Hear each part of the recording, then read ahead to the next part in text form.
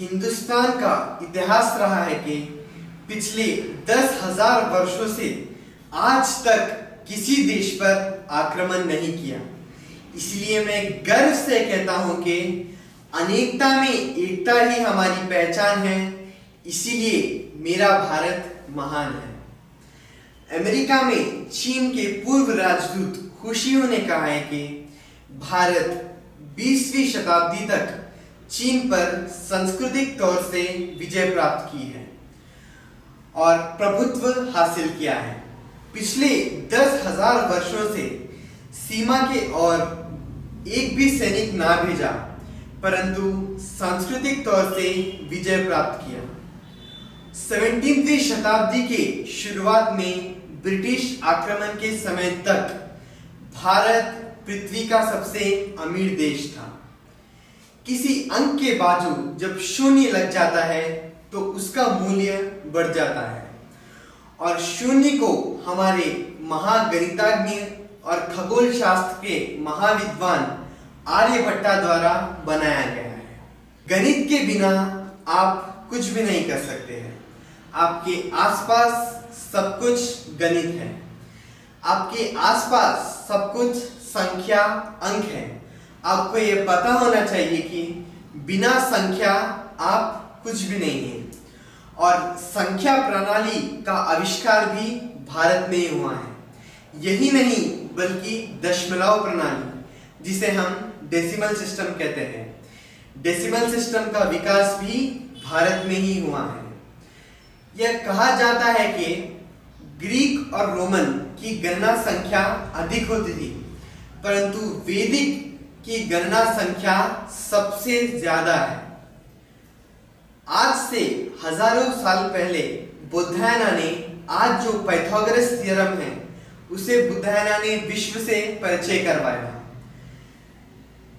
बीजगणित जिसे हम अलजेब्रा कहते हैं, त्रिकोणमिति जो ट्रिग्नोमेट्री है, और गणना जिसे हम कैलकुलस कहते हैं, बुद्धायना ने इसे भारत को विरासत में दिया था।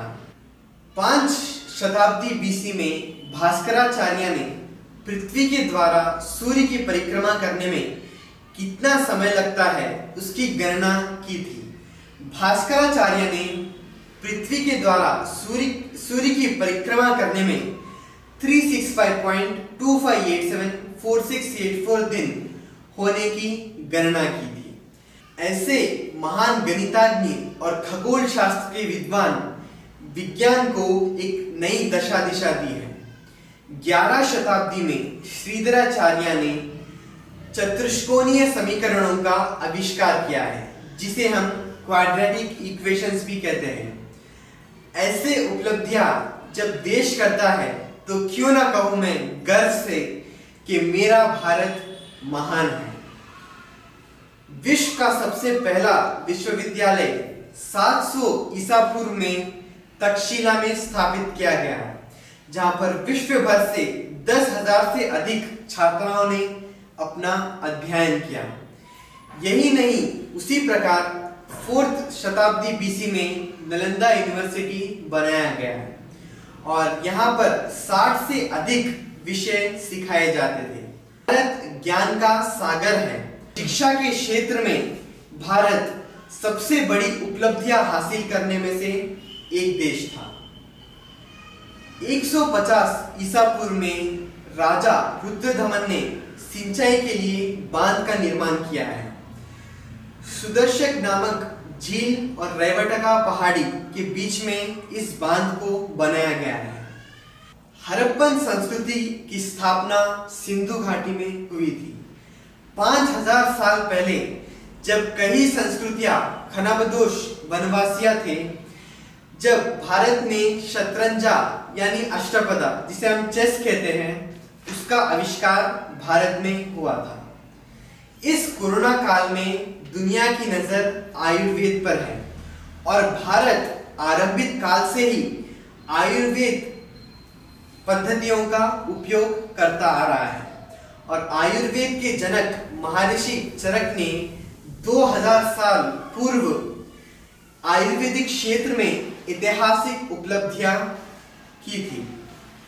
स्टिक संझारी का उपयोग प्राचीन भारत में किया जाता था।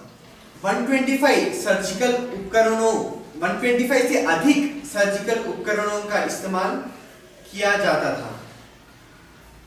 शरीर रचना विज्ञान यानी एनाटॉमी, शरीर विज्ञान जिसे हम फिजियोलॉजी कहते हैं, भ्रूण, पाचन ज्ञान, मेटाबॉलिज्म, आनुवंशिका और इम्यून सिस्टम जैसे विषयों पर प्राचीन भारत के ग्रंथों में अध्ययन किया जाता था। अमेरिका के जियोलॉजिकल इंस्टीट्यूट के अनुसार सन 1896 तक भारत हीरों के उत्पादन का एकमात्र स्रोत था। यही नहीं बल्कि अमेरिका स्थित institute of electricals and electronic engineers के अनुसार वायरलेस संचार में जगदीश बोस का बहुत बड़ा योगदान रहा है। सन माइक्रो सिस्टम के सह-संस्थापक विनोद खोसला है। पेंटियम चिप जिसके बिना कंप्यूटर नहीं चल सकता, उसे भी विनोद धाम ने बनाया है, जो एक भारतीय थे। हॉटमेल के निर्माता और संस्थापक, जो दुनिया का सबसे ज्यादा इस्तेमाल किए जाने वाला ईमेल प्रोग्राम है, उसे सबीर भटिया ने किया था, जो एक भारतीय है। अमेरिका में 3.22 मिलियन भारतीय हैं, जिसमें 38% डॉक्टर्स हैं।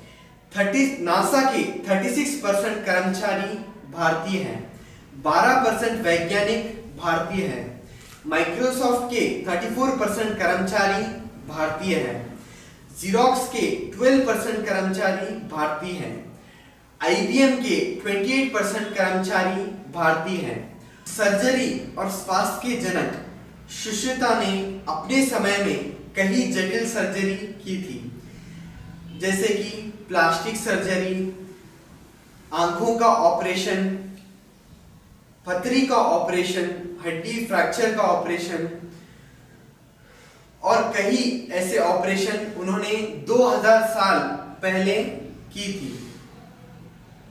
एल्बर्ट आइंस्टाइन ने कहा था कि भारतीयों ने हमें बहुत कुछ सिखाया है, जैसे कि गणना, और बिना गणना वैज्ञानिक खोज नहीं हो सकती है। भारत सभी के आंखों का आकर्षक बिंदु रहा है। एक शोध के अनुसार भारत 2025 तक आईटी और चिकित्सा अनुसंधान में महाशक्ति बनेगा। लेकिन दुख की बात यह है कि हम अपने देश के उपलब्धियों को नहीं समझ पा रहे हैं। दुख की बात यह है कि हम भारत की उपलब्धियों को नहीं समझ पा रहे हैं और दुष्ट शक्तियों के कारण भारत की आधुनिक छवि गरीबी और विकास की कमी के तौर पर दिखाया जा रहा है। हमें दुनिया को अपनी क्षमता फिर से दिखाना होगा।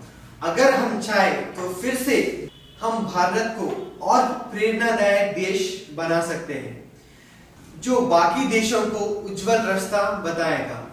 और हमें गर्व होना चाहिए कि हम भारतीय हैं। भारत माता की जय। जय हिंद।